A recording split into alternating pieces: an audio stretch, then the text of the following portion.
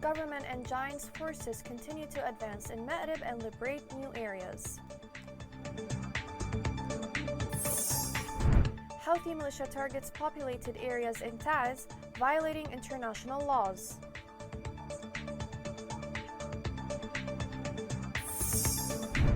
Houthi rebels recruit children as soldiers and send them to war fronts.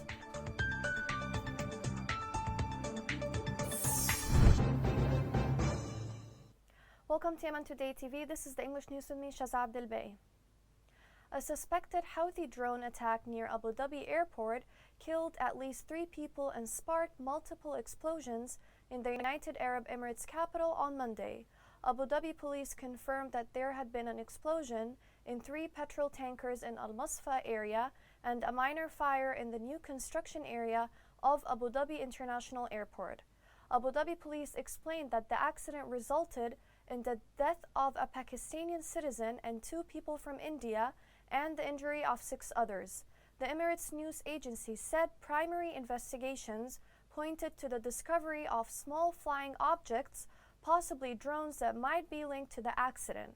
Houthi rebels have claimed their responsibility for the attack, which draws condemnation from the UN Secretary General, the EU, US, and the Arab League. Moving to Ma'rib, the Giants Brigades liberated new areas in south of the governorate. Ma'rib is a hot point in the Yemeni conflict because it has most of the government's importance, and the Houthi rebels have been trying for months to penetrate this front. This report has more details. The Yemeni government forces said they had achieved new field gains in military operation backed by the coalition south of the city of Ma'rib, which is surrounded by the Houthis on 3 sides. The government forces advancing from the outskirts of Ma'rib said they had recaptured Al-Radha and Al-Faliha areas in Juba district, while their allies from the Giant Brigades scored field gains in a parallel attack starting from the neighboring Shabwa governorate. Media sources, however, reported that a counterattack launched by the Houthis in Harib district forced the Giant Brigades to retreat from the positions they had advanced to during the past 2 days. Nearly a week ago, the coalition announced the launch of Freedom of Happy Yemen operation after the liberation of Shabwa governorate. The coalition said it supported the operations carried out by the forces of legitimacy in Yemen in order to clean the country of the Houthi militia. Since the beginning of the last year, Houthi rebels have launched a desperate attack to seize Ma'rib, which has oil and gas fields to the east, in one of the bloodiest battles during the Yemeni war ever. In Al-Dala, the Houthi militia brought new reinforcements to thwart the Giant Brigade's advance. Several locations in Al-Dala witnessed clashes after Houthi tried to infiltrate. In retaliation, Houthis bombed residential areas with tanks and mortar shells. At the same time, they continued planting mines, cutting off roads, blowing up bridges to stop in advance toward their positions. The Giants Brigade seized missiles belonging to the Houthi militia in Harib district south of Ma'rib. A military source said the forces of the Giants Brigades discovered more than 20 missiles in one of the sites they controlled in Harib. The Giant forces confirmed that the missiles were being set to be launched against civilians and the Giant forces in Shabwa. The coalition announced it carried out 39 air operations against Houthi positions during the past 24 hours. The operations resulted in the destruction of 21 military vehicles and the killing of more than 230 militants. It added that operations were carried out against the militia in Ma'rib. To Al-Bayda, where the people in Nu'man and Nata boards have sent a distress call, Yemen TV correspondents said the people in the 2 boards are facing a Houthi blockade and are being used as human shields by the rebels. They asked for a safe corridor to Bayhan in the neighboring Shabwa to liberate them from the rebels. The government forces announced they took control of sites in Al-Jawf, northeast of Yemen. A field commander said the government forces liberated a number of strategic sites on Yatama front, and according to the Ministry of Defense, the government forces fought fierce battles against the Houthi militia in Khib. They managed to liberate strategic military sites like the Mehr Desert. The government forces also imposed a siege on the Tayyibat al-Asma camp. The Arab Parliament warned against Houthi attacks and abuse. In a statement, the Arab Parliament condemned the terrorist militia's targeting of Al Thawra Hospital in Taiz with a number of mortar shells causing material damage. It described the Houthi attack as a violation of international and humanitarian laws. The Arab Parliament called on the international community to assume its responsibilities and to take strict and urgent measures to stop the terrorist militia and to stop supplying them with weapons.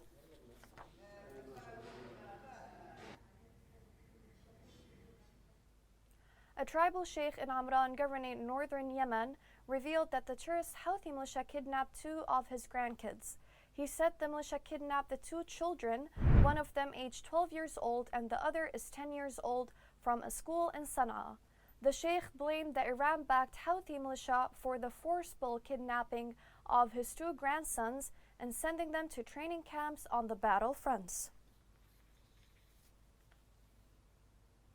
After their latest defeats in the fronts of Shabwa and Ma'rib, the Houthi militia is recruiting more fighters to send them to the fighting fronts to compensate their losses. Local sources in the governorates of Amran and Sana'a said the Houthi militia is begging the tribes to supply the fronts with fighters. This report has more details.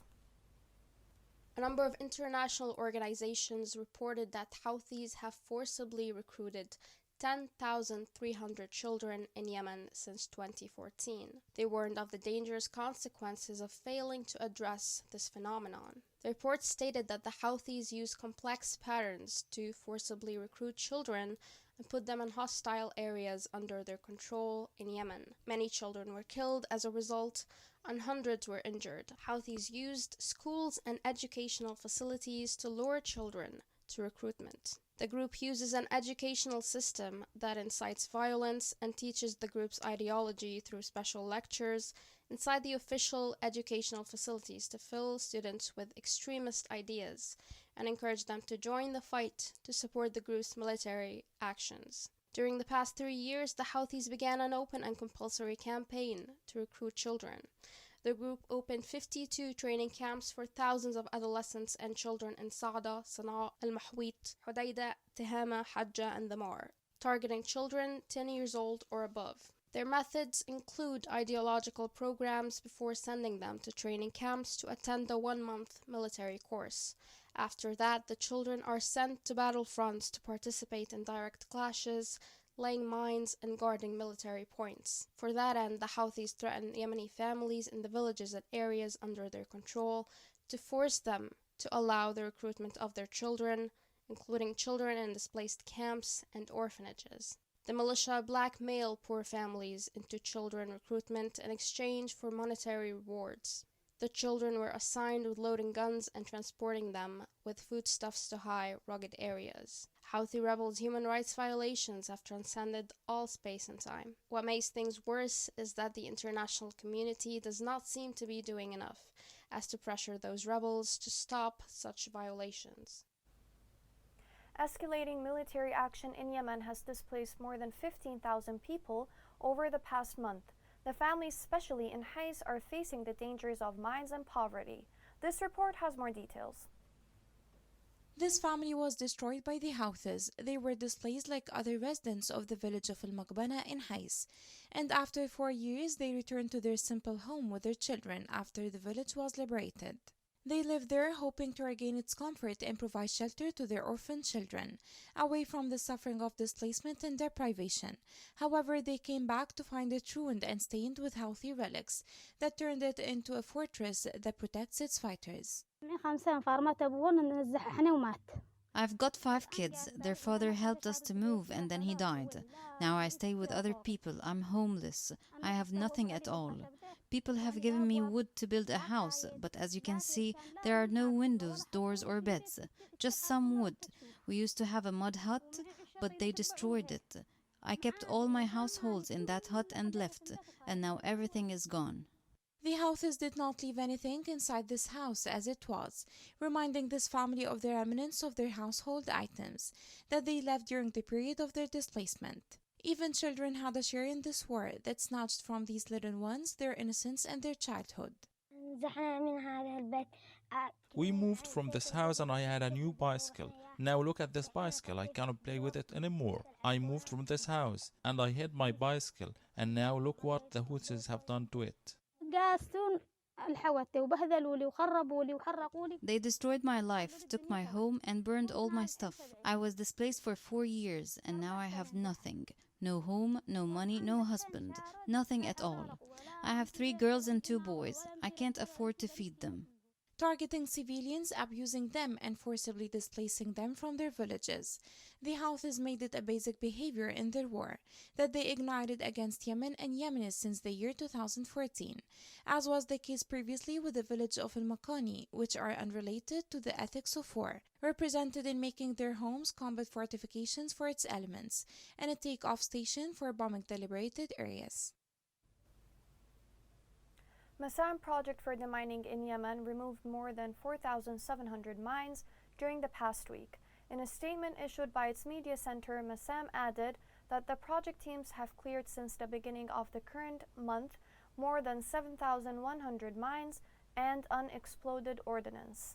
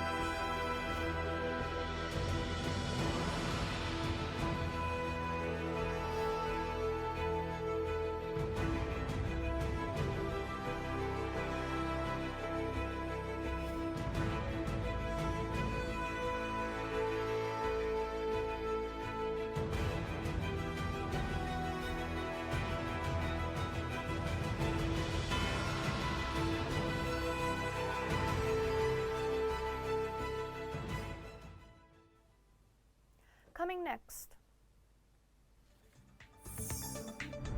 The ongoing war deepens people's suffering and creates hunger nationwide.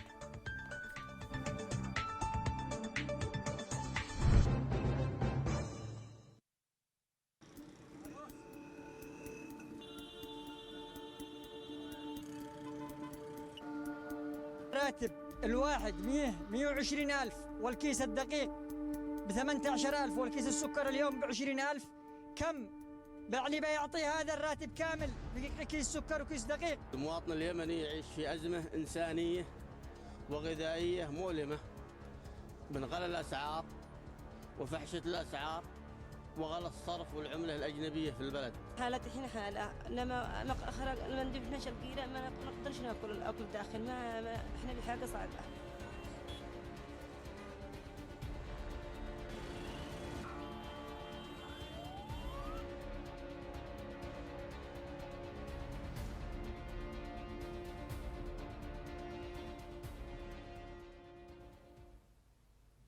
Welcome back. Multiple warnings are raised against the consequences of poverty in Yemen. The war in the country is the only reason for the rising poverty level all over Yemen. This report has more details. Yemen has become increasingly war-torn since 2014, and as a result, poverty in Yemen has significantly increased. The World Bank reports that more than 40% of households lost their main source of income, placing people under the poverty line, and the country is struggling to lift its people out of impoverished conditions. Poverty in Yemen holds one of the highest rates in the Arab world. Half of the population lives on less than $2 per day.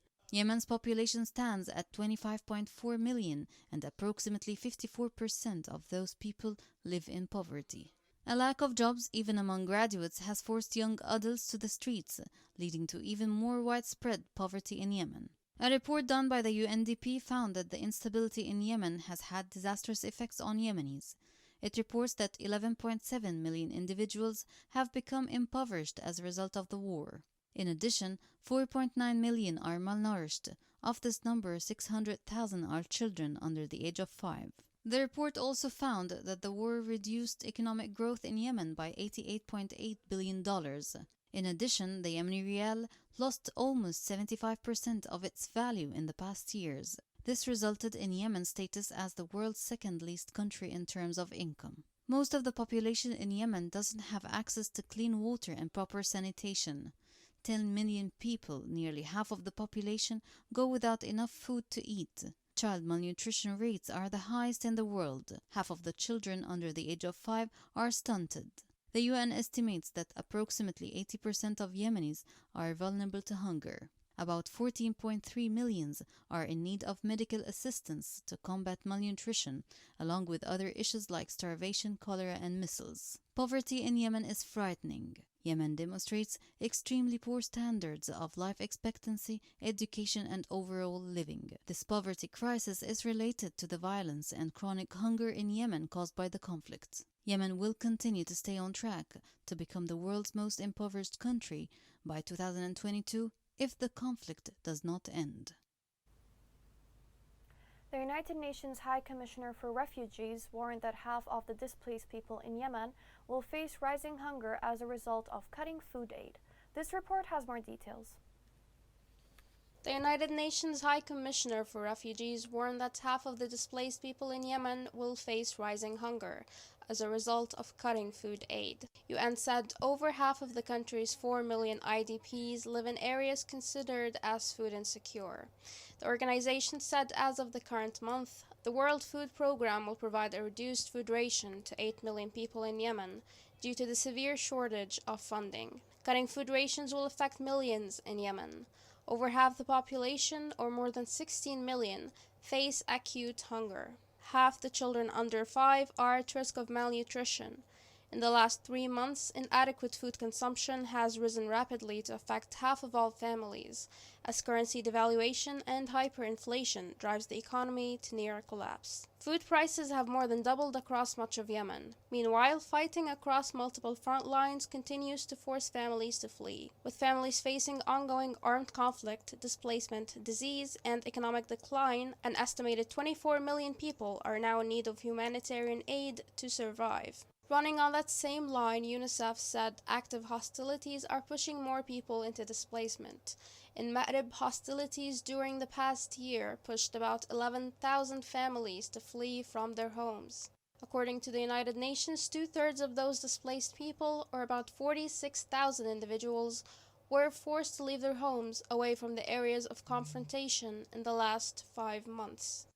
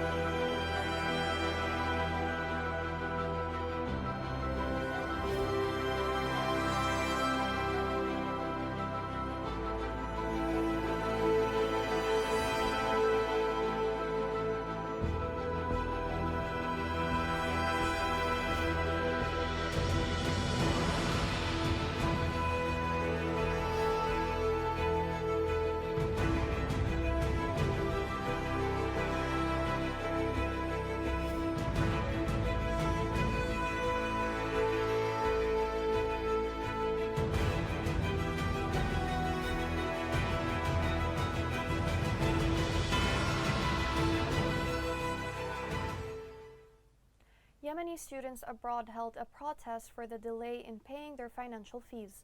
They called on the immigrant students to organize vigils and all Yemeni consular attaches to demand for their financial fees. The scholarship students held the government responsible for the consequences of ignoring their demands. The National Committee Against Coronavirus recorded 56 new cases of the pandemic. Committee officials said 1 recovered case was recorded and 1 death. With the current updates, the total confirmed cases are 10,308, including 1,991 deaths and 7,046 cases of recovery. Here's a reminder of the main headlines.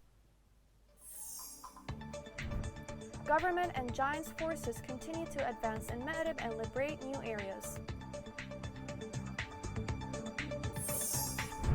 Houthi militia targets populated areas in Taiz, violating international laws.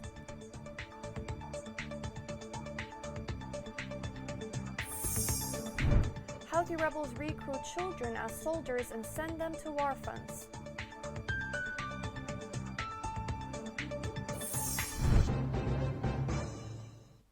This is the end of the news. For more, follow us on Facebook, Twitter, and YouTube at Yemen Today English. Thank you for watching.